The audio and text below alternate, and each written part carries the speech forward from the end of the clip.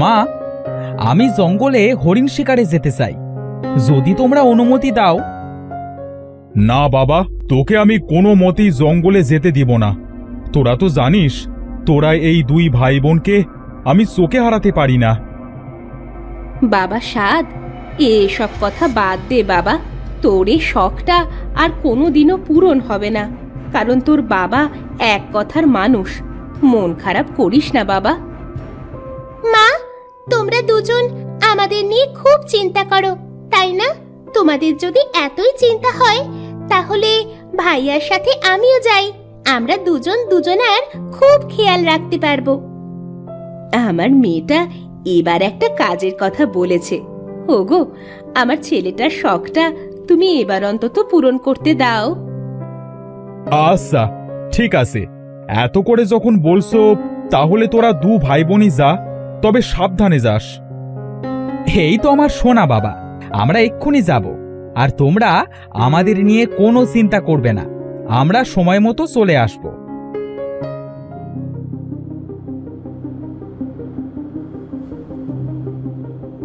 ভাইয়া, তুই তো জঙ্গলে যাচ্ছিস, আমরা যদি কোনো বিপদে পড়ি তখন কি হবে? ভিতর ডিম একটা, যা না, এক্ষুনি বাড়ি চলে যা। তোকে আমার সাথে কে আসতে বলেছে? তুই তো সব সময় আমার সাথে এমন করিস। আমি কিন্তু সত্যি সত্যি চলে যাব, তখন তোকে কিন্তু বাঘে ধরবে। ওরে বাবা রে, ভয় পাচ্ছি বোন, তুই এবার থাম, আর দয়া করে চুপচাপ আমার সঙ্গে হাঁট।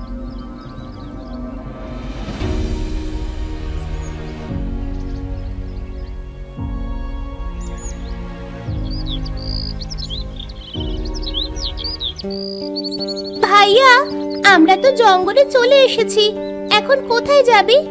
আশেপাশে তো কোনো হরিণ দেখতে পাচ্ছি না। চল বোন, আমরা আরেকটু জঙ্গলের ভেতরে যাই। জঙ্গলের মুখে তো কোনো হরিণ পাওয়া যাবে না, আর একটু ভেতরে গেলে হয়তো বা পেয়ে যেতে পারি।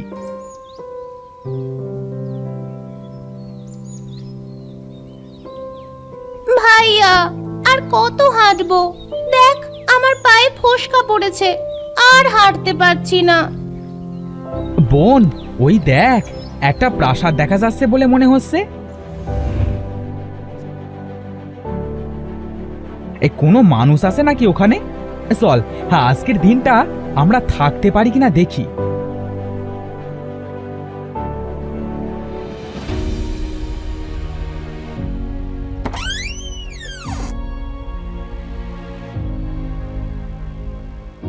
ও বুড়িমা, আমরা অনেক দূর থেকে এসেছি গো হরিণ শিকারের জন্য। আজকের দিনটা কি আপনার এখানে থাকতে দিবেন?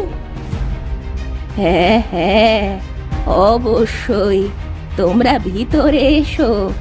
এই প্রাসাদের আশেপাশে অনেক হরিণ ঘোরাফেরা করে, তোমরা সময় সুযোগ বুঝেই হরিণ শিকার করো।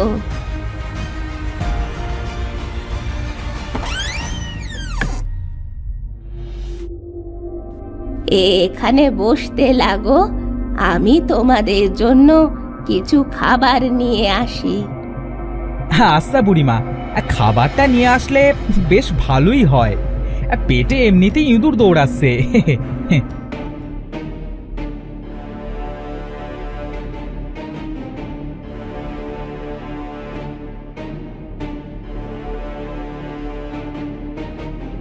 ভাইয়া, দেখেছিস বুড়িমার ঘরে কিছুই তো নেই, এই আয়নাটা ছাড়া। তাতে তোর কি? বুড়িমা একা থাকে, এত জিনিস দিয়ে কি করবে? ভাইয়া দেখ, আমাকে কত সুন্দর দেখা যাচ্ছে, ছোট্ট একটা পরীর মতো। পড়ি না সাই, তোকে একদম পেতনির মতো দেখতে। তোদের সাথে আমার দেখা শেষ, আমার আয়নার জগতে তোদের স্বাগতম।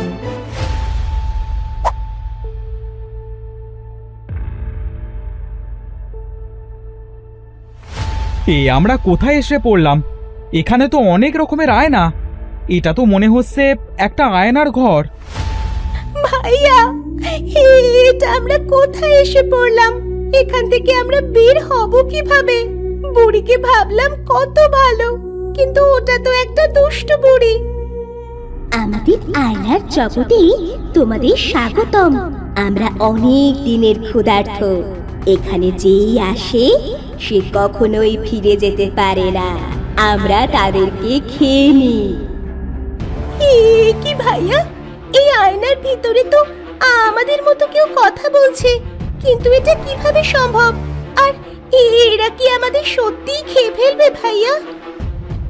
জানি না বোন, এখান থেকে বের হবার কোনো রাস্তাও তো নেই। এখান থেকে আমরা বের হব কিভাবে? এখান থেকে তোরা কোনো দিনও বের হতে পারবি না, কারণ যে আয়না দিয়েই তোরা বের হতে যাবি সেই আয়নাটি তোদের খেয়ে ফেলবে। এখানে কারো না কারোর পেটে তোরা যাবি। ভাইয়া, আয়নাগুলো আমাদের খাবার জন্য মিথ্যে কথা বলছে না তো? চল চল, আমরা যে কোনো আয়না দিয়ে বের হওয়ার চেষ্টা করে দেখি। হ্যাঁ বোন, চল, সেটাই ভালো হবে। চেষ্টা তো করে দেখতেই পারি, যদি এই ক্ষুধার্ত আয়নাদের হাত থেকে বেঁচে ফিরতে পারি।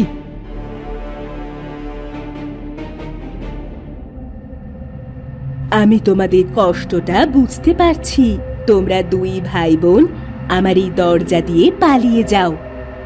কিন্তু তোমাদের ভিতর দিয়ে আমরা গেলে তো আমাদের তোমরা খেয়ে ফেলবে। সবাই কি আর সমান হয়?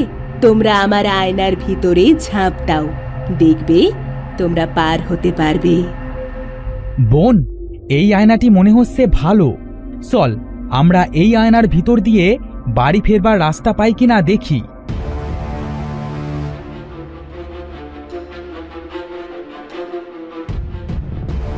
বোন, তাড়াতাড়ি আবার আয়নার ভিতরে ঝাঁপ দে, না হলে এই সাপটি আমাদের খেয়ে ফেলবে।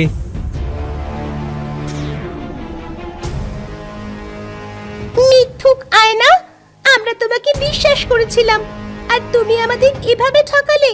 এখনই তো সাপটা আমাদের খেয়ে ফেলতো। ওই সাপটাই তো আমার প্রতিরূপ।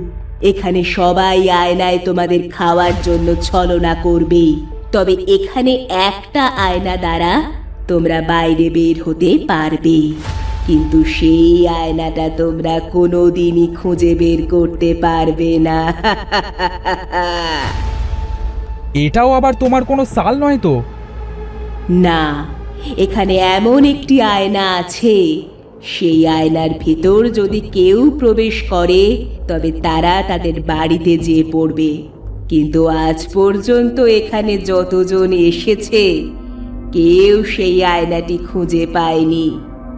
যেই সেই আয়নাটি খুঁজতে গিয়েছে সবাই কোনো না কোনো আয়নার বলির শিকার হয়েছে। কিন্তু তোমরা আমাদের খেয়ে কি করবে? দয়া করে আমাদের ছেড়ে দাও। তোদের খেয়ে আমরা অনেক শক্তিশালী হব। এখানে যেই আসে তাদেরকে খেয়ে আমরা একটু একটু করে অধিক শক্তির মালিক হই। বোন, এদের সাথে কথা বলে বেশি সময় নষ্ট করা যাবে না। চল, আমরা সেই আয়নাটি তাড়াতাড়ি খুঁজে বের করি।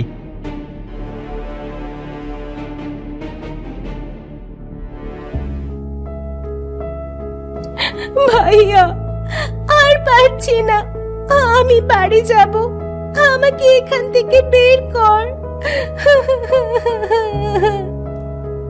বোন, মনে হচ্ছে এই আয়নাটি সেই আসল আয়না, যেটা আমাদের বাড়ি নিয়ে যেতে পারবে। হ্যাঁ ভাইয়া, এটা অন্যায়। আয়নাদের থেকে একদম ভিন্ন। চল, এবার হয় বাঁচবো না হয় মরবো।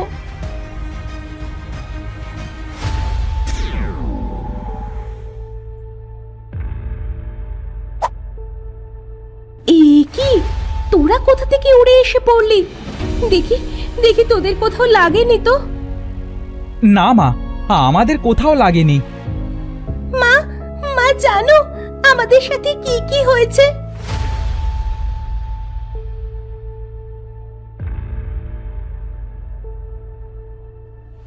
দেখেছো গিন্নি, এই জন্যই তো আমি ওদের বনে যেতে দিতে চাইতাম না। তোমার জন্য এদের যেতে দিলাম।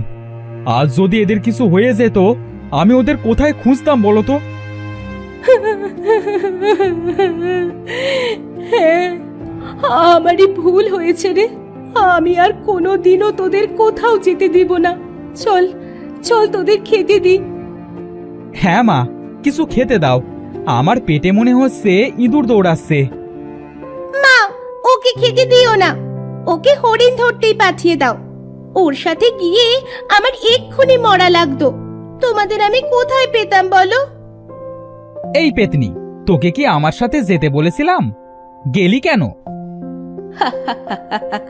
তোরা আর ঝগড়া করিস না, থাম এবার। তোদের সেই ছেলে মানুষই এখনো গেল না। দুজনেরই কান ধরে এবার মলে দেব। কম কথা বলে খেতে চল।